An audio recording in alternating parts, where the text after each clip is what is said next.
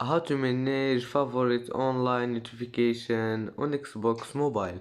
Hello guys, in today's video I'm gonna show you how to manage favorite online notification on Xbox Mobile. First, go to Xbox and then click this one here on your profile, and now click here, settings, and then click this one, notifications,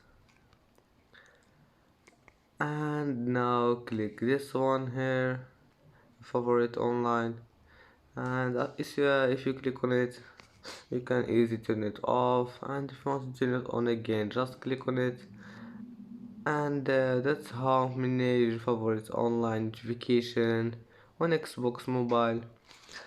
If you like this video, don't forget like and subscribe, and see you in the next video.